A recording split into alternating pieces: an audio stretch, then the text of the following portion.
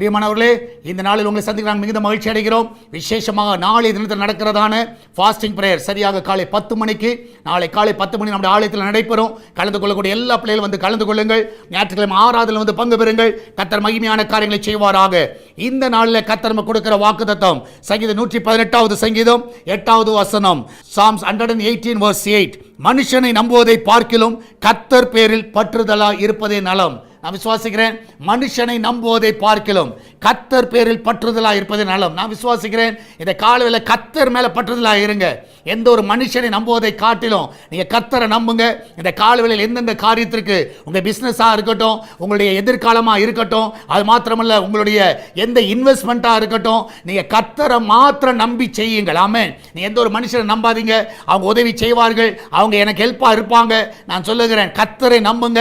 கர்த்தர் இந்த காரியத்தை வாய்க்க பண்ணுவார். நம்ம எல்லாரும் ஜெபிக்கலாமா? நன்றி ஆண்டவரே, இதனாலுக்காய் சோத்திரிக்கிறோம். வேலைக்கு செல்லுகிற பிள்ளைகள், வீட்டில் இருக்கிற பிள்ளைகள், படிக்கிற பிள்ளைகள் எல்லாரும் உண்மையே நம்பட்டும் அப்பா. இந்த நாளில் நீ நம்பிக்கைக்குரியவராக இருக்கிறீரப்பா.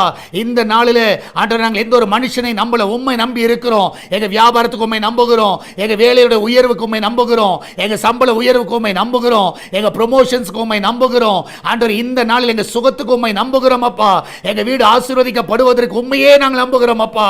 ஆண்டவர், எங்க வீட்டில் ஒரு குறைவில்லாதபடி ஆண்டவரே நீர் ஆசீர்வதிக்கிற தேவன். எங்க கர்ப்ப தடைகள் விலகுவதற்கு உண்மையே நம்பி இருக்கிறோம். ஆண்டவர், இந்த நாளிலே நல்ல சுக பிரசவத்தை ஆண்டவரே பிள்ளைகள் தருவீராக.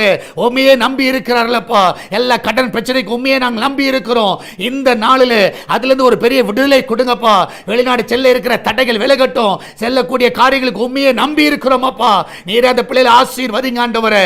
இந்த நாள் பர்த்டே வெட்டிங் ஆனிவர்சரி கொண்டாடுகிற எல்லா பிள்ளைகளும் ஆசீர்வதிங்க.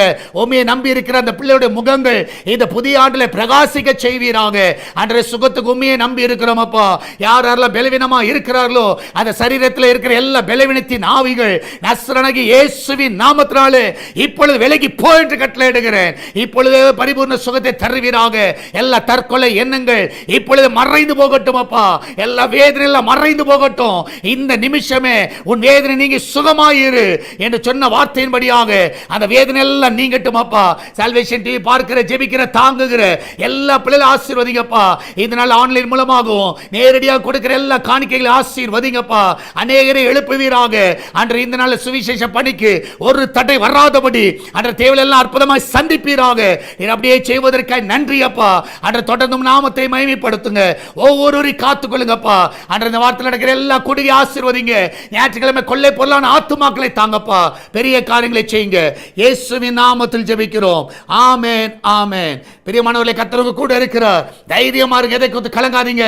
கர்த்தர் பெரிய காரியங்களை செய்வார். God bless you.